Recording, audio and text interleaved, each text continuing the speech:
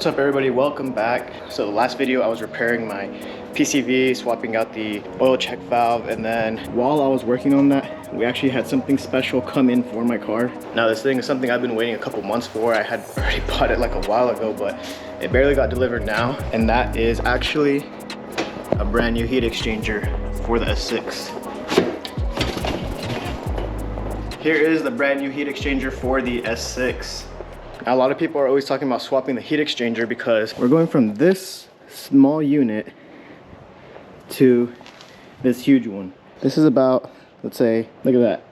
Even if this is maybe a little bit thicker, this definitely has a lot more surface area, and it should make a huge difference in terms of our recovery temperatures and suffering from heat soak.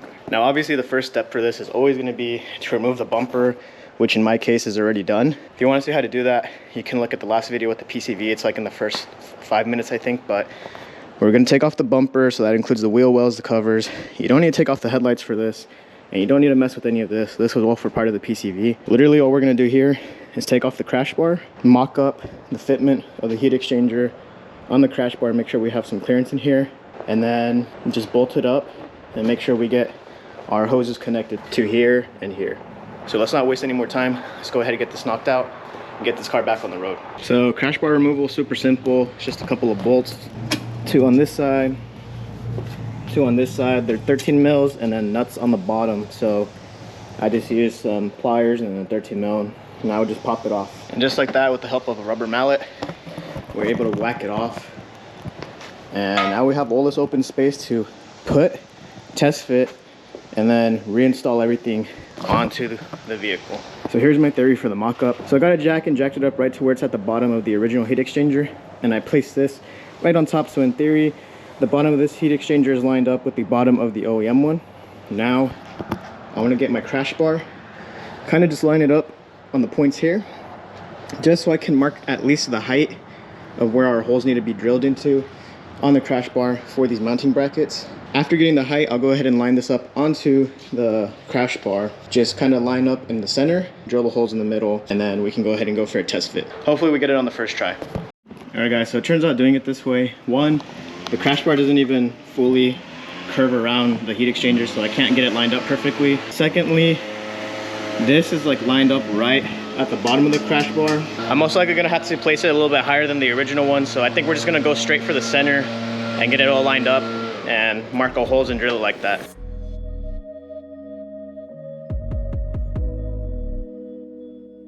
With our very sophisticated setup, eyeballing and matching it to the kink right there, and then right here, we're able to get our spots marked, and now we're just gonna go ahead and drill through them and pray for the best. So let's go ahead and get to that.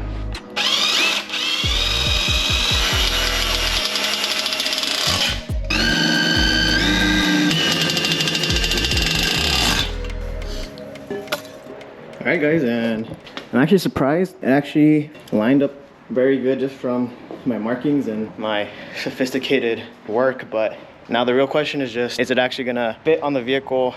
And I do have to go ahead and buy some new hosing, so I'm gonna head to Advanced Auto later on. In case you guys are wondering, the bolts I got are actually pretty perfect. I got these bolts from Home Depot. They're actually hex bolt 5/16 by 4.5. Brand is bad, I guess, is what it's called, but they're 13, size 13s, I think, I don't remember.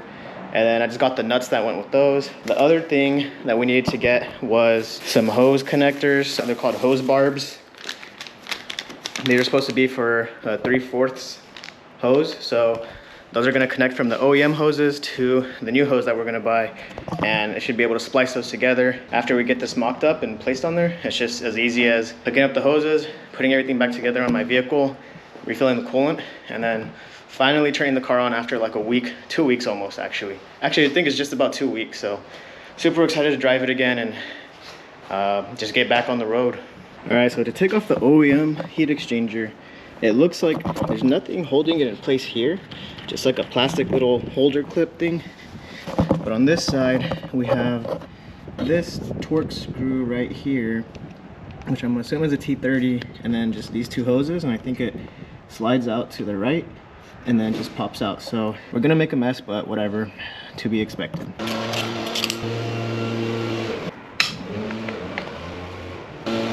Oh.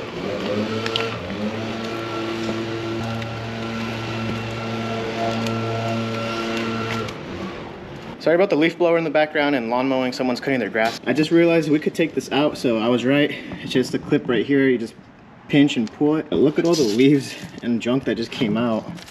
And I can go ahead and actually test fit the heat exchanger now before I get to the point of no return. So if you are doing this and you just want to make sure it's going to fit or something before you drain the coolant, you can take it off of these, just set it on the side right here, and we can go ahead and test fit it now and just make sure everything's good. And guys, just like that, the method never fails. It fits perfectly. This is not crashing into anything.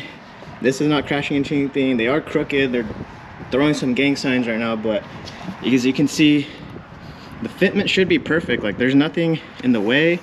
This is sitting lower than the radiator. It's below this. Honestly, yeah, not even too low on the bottom either. But with that being said, I have no car right now because my fiance just left for a hair appointment, which, by the way, we are getting married November 15th. So things are just looking good so far on the heat exchanger though, but we'll go ahead and see if we can get someone to take us to Advanced Auto, get some coolant hoses, get this all buttoned up and on the road. I keep saying that, but I have not had this car on the road in such a long time, and I'm just ready to drive it again. So let's get that knocked out. All right guys, brother-in-law came in clutch. We've got 3 feet of heater hose. This is 3/4 inch inner diameter, I'm pretty sure. We got this from Advanced Auto. They have it for like $1 a foot. If you go to Home Depot, it's like 10 feet for 40 bucks. That's all they sell it by, and nowhere else had it in stock. So Advanced Auto, they'll get you the hookup.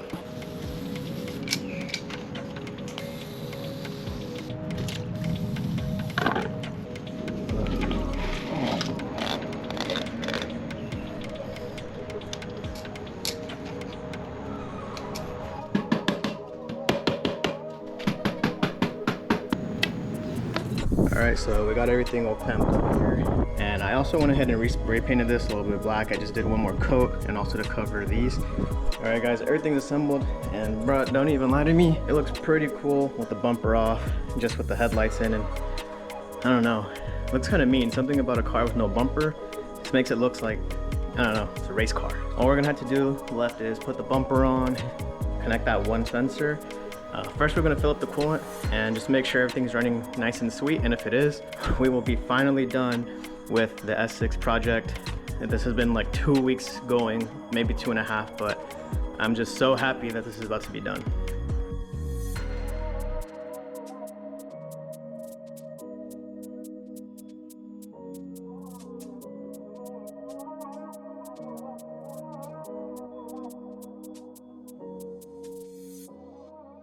Alright guys, well the car is 90% put back together. We just got to put bottom skid plate and then the wheel well covers, but the bumper's back on. Car looks like it's supposed to, and I'm just super glad that this like 2.5 week project is finally done. Car is able to be driven and go back on the road. Now of course the heat exchanger was not a 2-week project on its own, but PCV, oil check valve, all that. And I took the car for a drive, already went to the movies, and it works perfectly. Nothing's going wrong with it. I'm not leaking coolant anywhere, and no more whistling, so glad to hear that. Now that's going to be it for today's video. Anyways, if you guys enjoyed it, please leave a like, consider subscribing, and yeah, we've still got more mods on the way for the S6. Stay in tune for that, and hopefully some race videos coming later.